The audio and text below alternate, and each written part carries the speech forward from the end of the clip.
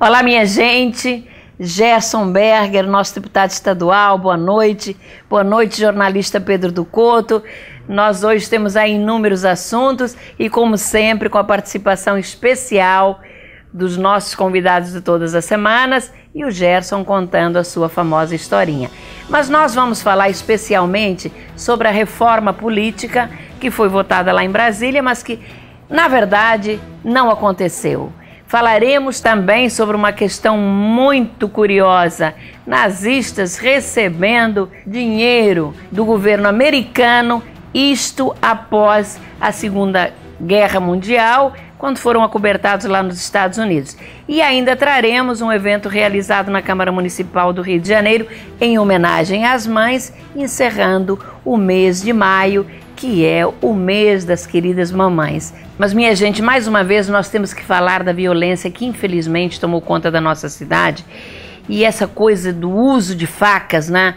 Eu acho que virou moda, tudo agora na faca, e a gente só pode ficar preocupado. Todas as semanas nós falamos aqui no programa da aproximação dos Jogos Olímpicos e a gente não vê muita ação para combater esta questão que é tão grave. Ainda agora, há poucos minutos atrás, uma amiga me telefonou me contando que o filho de apenas 16 anos de idade foi rendido por dois garotos, adolescentes, também com faca, e levaram um celular e ameaçaram um menino. E esta mãe, em desespero, me relatou que o garoto agora está com medo de sair para a escola. Imaginem vocês a que ponto nós chegamos. A coisa está feia. Eu acho que está na hora da Secretaria de Segurança tomar providências e providências urgentes, porque as coisas têm piorado também nessa questão das UPPs. Eu tenho visto, por exemplo, na Penha, lá no Complexo da Penha, pessoas que trabalham comigo relatando que é tiroteio todo dia tem enfrentamento de polícia e bandidos. Então, a coisa está muito feia, viu, Gerson?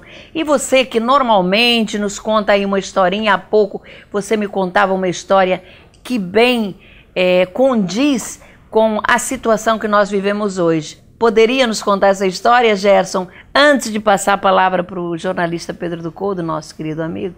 Tereza, vou te atender naquilo que você tem a inteira razão. O estado atual do Rio de Janeiro dá medo de sair na rua. Vou contar a respeito uma historinha. Lá vai. Nos tempos antigos, em Roma, o homem saindo de sua casa, quando um centurião, soldado daquela época, se aproxima dele e pergunta: "Quo vades? Onde vais?"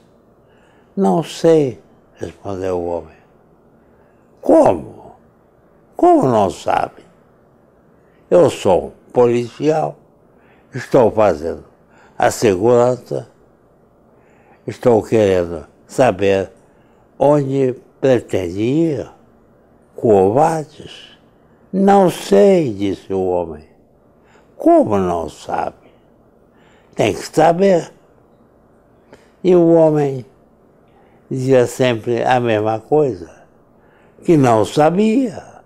O centurião prendeu o homem e o levou ao posto policial. Lá chegando, um oficial que estava de plantão disse ao homem: "Era tão simples, meu caro. Era só você dizer onde ia e não teria problemas." Ao que o homem respondeu: "Como poderia saber que viria parar aqui na delegacia?" Qual a moral? Você sai de casa e nunca sabe o que poderá acontecer daí a instantes, nem quando voltará. Tem que estar preparado na vida, porque podem surgir repentinamente situações desagradáveis, não ideais. Isso não significa o fim, significa apenas que coisas difíceis aparecem na vida. Devemos saber ultrapassar e encontrar a solução. Então, minha gente, precisamos ter a coragem de enfrentar a realidade, que no momento desta crise de segurança está difícil. Tereza, espero que tenha atendido a sua expectativa. Muito obrigado. Claro, Gerson, que você atendeu a minha expectativa e eu tenho certeza que também a dos nossos telespectadores. E é isso mesmo, nós hoje não sabemos aonde vamos e o pior, não sabemos se voltamos para casa. Isso aqui é pior. Mas, Pedro, eu tenho a impressão que você quer acrescentar alguma coisa, claro, né? Ah, sim, desejo sim. A situação da segurança pública na cidade do Rio de Janeiro está caótica. Dificílimo encontrar-se uma solução. Me lembra um filme antigo muito famoso do Elia Kazan, final da década de 40, Pânico nas Ruas. É a expressão que mais se coaduna com a situação psicológica dos habitantes do Rio de Janeiro. Há uma verdadeira sensação de pânico quando alguém sai de casa e quando uma pessoa se aproxima de nós. Às vezes é um transeunte qualquer, mas a preocupação que surge logo confirma a sensação de insegurança que está se generalizando na cidade. É preciso colocar um freio, um combate a esse panorama, a essas circunstâncias que estão nos angustiando e sufocando a população. A população está em verdadeiro pânico.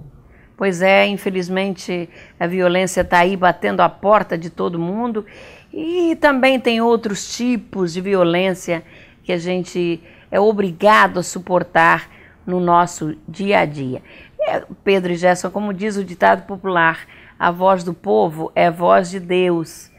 E na política, embora os nossos parlamentares, os nossos representantes representem a vontade do povo, afinal foram escolhidos pelo voto popular, eu acho que o que aconteceu agora lá em Brasília, com relação à reforma política que foi votada na semana passada, à exceção do fim da reeleição dos prefeitos, governadores e presidentes da República, podemos dizer que foi uma tapeação absoluta, um acordaço entre partidos grandes e nanicos, no famoso toma lá da cá, do tipo, vocês votam no nosso interesse e nós votamos naquilo que interessa a vocês.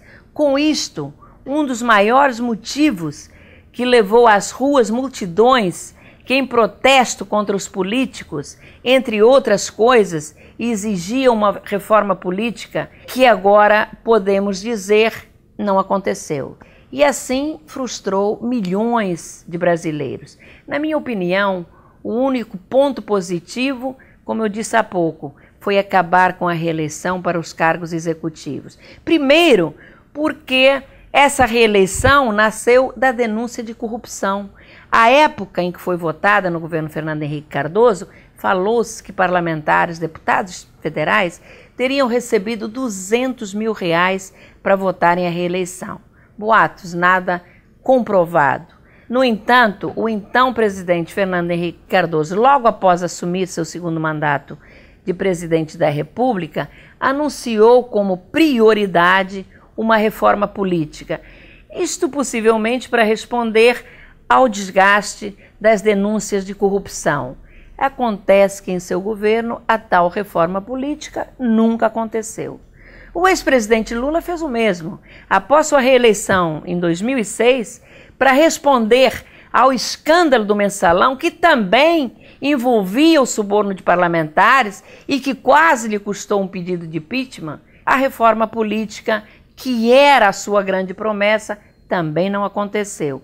Veio a presidente Dilma e também, após a sua reeleição, para um segundo mandato, faz a mesma promessa, acuada pelas manifestações na rua, que, como disse, exigiam a reforma política, e, além disso, o escândalo do Petrolão, que continua envolvendo seu governo e que não sabemos onde vai chegar, também a promessa, reforma política, que até o presente momento não realizou. Então, eu acho, Gerson e Pedro, que a Câmara Federal teve agora e jogou para os ares a grande oportunidade de atender aos anseios da população e a fazer a tão decantada reforma política que sempre, como vimos, foi objeto de promessas nos momentos mais críticos dos últimos governos presidenciais, não é assim? Tereza, estou na íntegra com o seu pensamento. Ressalto apenas que esta pseudo-reforma política ainda terá que passar pelo Senado, onde acho que poderá sofrer alterações, principalmente no que refere ao tempo de mandato da presidência da República. Tem gente defendendo que 4 anos de mandato são pouco.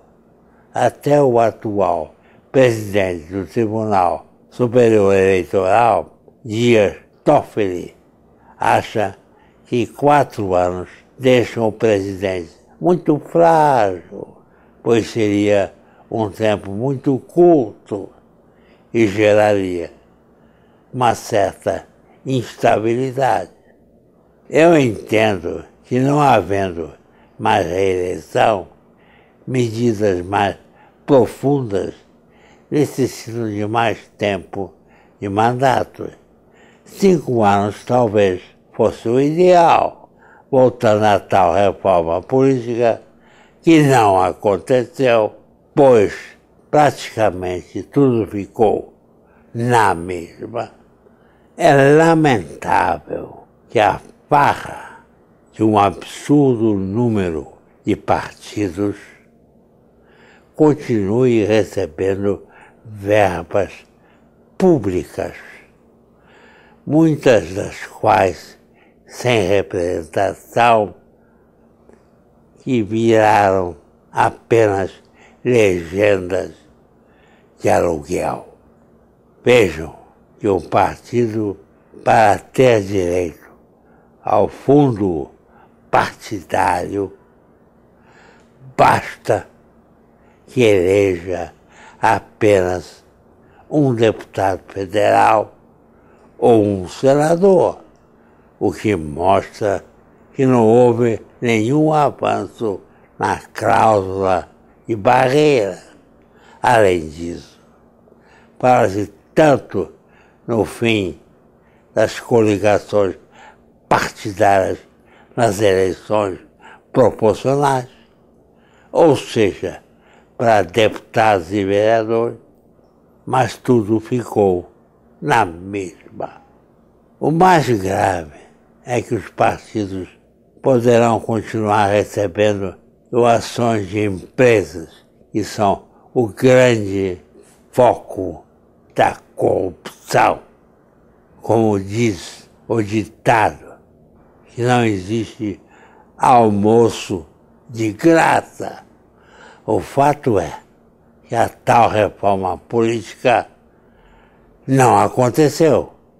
Daí mostramos os pontos-chave que atenderam os interesses dos deputados, mas absolutamente em nada aos anseios da sociedade.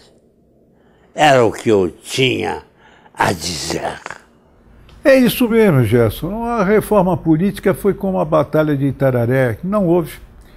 Excetuando o fim da reeleição para presidente da República, para vigorar a partir de 18, nada foi feito, nem mesmo conseguiram regulamentar as doações de empresas para campanhas eleitorais. Nem isso. E, aliás, não era nem difícil, porque bastava cumprir a Lei 9.504, de 97. As doações só podem ser feitas em cheque nominal cruzado ou depósito identificado na conta do destinatário. Não tem essa, sem essa da pessoa chegar lá carregando a mala do dinheiro, entregando embaixo da mesa ou mandando pelo um portador, nada disso. E quanto à reeleição, os governadores que não poderão ser reeleitos são aqueles que vão se eleger em 18, porque os que estão atualmente nos cargos e que podem se candidatar poderão disputar novamente o governo dos seus estados. Mesma coisa com os prefeitos e as prefeituras. Portanto, a reforma, inclusive, ainda foi adiada. Me lembro do samba popular, uma promessa que eu fiz, ainda não pude pagar. O povo brasileiro está cheio de promessas. É preciso acabar com isso. Olha, Gerson e Pedro, nós falamos tanto nessa reforma política que não aconteceu e, como disse antes, a presidente Dilma também chegou a prometer e anunciar. No entanto, eu acho que neste caso a presidente não deve ser responsabilizada pelo fracasso que vai contra o pensamento e interesse da sociedade. Com uma popularidade de menos de 10%, como disse o jornalista Camarote em seu blog, a luz vermelha, eu imagino, que deve ter acendido no Planalto e deixado a nossa presidente em pânico. Eu até fico me perguntando, eu não sei como ela, que sempre passou uma imagem de arrogância, de autoritarismo, consegue conviver com um momento de tanto desprestígio, inclusive em relação à Câmara Federal e ao Senado. E olhem, ela se mantém muito firme numa coisa, na sua dieta, anda de bicicleta e chega a recusar alimentos em encontros, como o que aconteceu na Gávea Pequena, quando no almoço oferecido pelo prefeito Eduardo Paes e com a presença do governador Pezão, ela recusou o buffet e comeu uma saladinha que trouxe de Brasília. Até na dieta, a presidente Dilma tem personalidade forte, vocês não acham? Tereza, não me lembro que em nenhum momento da história do Brasil um presidente da República tenha ficado com índice tão baixo de popularidade e sem apoio de todos os lados. Até o seu partido, o PT, parece que abandonou a presidente Dilma. É a velha história. Salve-se quem puder. Os ratos abandonam o navio. Que vergonha. Muito bem, Gerson, mas eu também quero saber se o Pedro pensa da mesma forma. Os ratos abandonam mesmo o navio, Pedro? Abandonam sim, Teresa, abandonam, Gerson. Os ratos abandonam o navio, é uma verdade histórica. Vejam agora os telespectadores que nos assistem o que aconteceu na Confederação Brasileira de Futebol. O ex-presidente da Confederação estava na Suíça quando teve a sua prisão decretada pela Justiça Americana e o governo suíço acolheu a decisão, colocando-o na cadeia. O vice-presidente de gestões passadas e que o sucedeu no cargo, Marco Polo Del Nero, o que ele fez? Pegou um avião às pressas e voltou ao Brasil. Chegou ao Brasil, a primeira coisa que este homem fez, à noite do mesmo dia, mandou retirar o nome de José Maria Marinho da sede suntuosa, aliás, que a Confederação Brasileira de Futebol mantém na Barra da Tijuca. Exemplo mais marcante não há. Vejam só que tipo de pessoa é o seu Marco Polo Del Nero. Pedro, Gerson, esse escândalo envolvendo futebol é lamentável e você fez uma citação, mas teria outras. Tem gente aí, ídolos inclusive nossos, bastante conhecidos, que comiam e bebiam juntos com os dirigentes da CBF e agora estão aí criticando. É tudo um oportunismo e procuram mesmo atirar o corpinho fora. É isso. Mas, minha gente, nós agora vamos passar para um outro assunto, um assunto que eu considero bastante sério. É inacreditável que 70 anos depois do término da Segunda Guerra Mundial, somente agora vem à tona o abrigo concedido pelo governo americano a milhares de nazistas envolvidos em crimes de guerra que se mudaram para os Estados Unidos após o final da guerra. O mais absurdo é que durante décadas o governo americano, segundo um relatório da Administração de Seguridade Social da América, pagou pensões a mais de 130 pessoas vinculadas a crimes nazistas. Foram 20 milhões de dólares pagos a esses criminosos. Segundo Gerson e Pedro, o tal relatório, 1/4 desse valor foi direcionado, pago a pessoas que participaram das atrocidades praticadas pelo Partido Nazista. Esses pagamentos foram realizados entre 1962 e janeiro de 2015 e somente foram encerrados porque, em 2014, o governo americano aprovou uma lei que cortava os benefícios sociais de indivíduos envolvidos em crimes nazistas. Eu pergunto a vocês dois, não é absurdo que o governo americano tenha esperado tanto tempo para tomar esta decisão? Olha, Tereza, eu classifico essa decisão do governo americano de hipócrita. E, na verdade, eles esperaram os malditos nazistas morrerem para aprovar essa lei. Que vergonha! A minha avaliação é tão verdadeira que em dezembro de 2014, quando a tal lei, foi aprovada e retirava o benefício desses criminosos nazistas, somente 4 pessoas poderiam ser beneficiadas com ela, mas foram procuradas e foi constatado que haviam deixado os Estados Unidos e voltado para a Europa. Infelizmente, um faz de conta do governo americano, que sempre pregou a punição de criminosos nazistas, mas também os acobertou. Decepcionante. Francamente, eu acho que o presidente Barack Obama está na obrigação de vir a público e explicar direito este assunto, que já vem de algum tempo em governos antes do dele, mas ele é o que está no cargo no momento, é o responsável. Contraria, inclusive, o Tribunal de Nuremberg, que estabelece apenas imprescritíveis para as pessoas nessa situação, criminosos de guerra, e considerados também crimes contra a humanidade, quer dizer, qualquer pessoa pode acionar qualquer nazista que ainda esteja impune por aí. Como é que 10 mil nazistas conseguiram ingresso nos Estados Unidos e trabalhando atualmente e com direito a pensões, aposentadorias?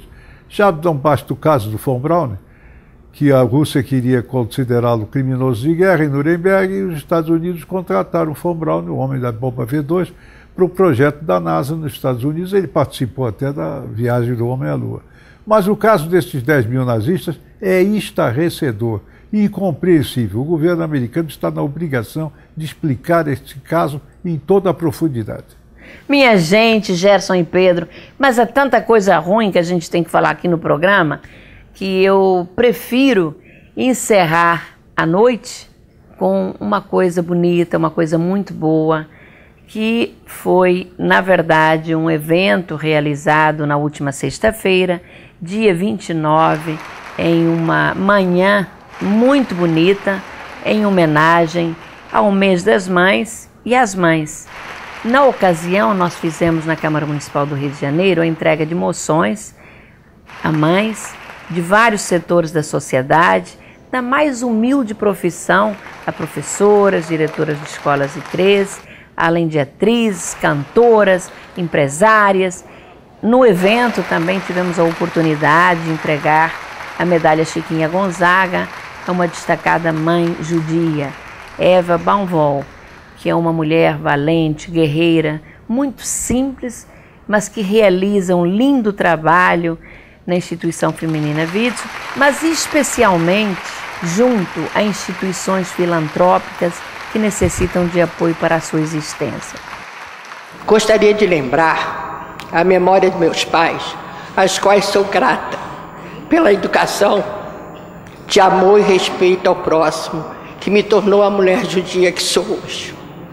Entendo que fazer pelo outro, acima de tudo, é fazer por nós mesmos. Muito obrigada. Eva, a tua dedicação, o teu amor a tanta gente te fazem mãe de muitos. Parabéns, parabéns por tudo. Uma linda manhã com músicas cantadas pelo coral da Câmara Municipal do Rio de Janeiro, que é muito bom, diga-se de passagem.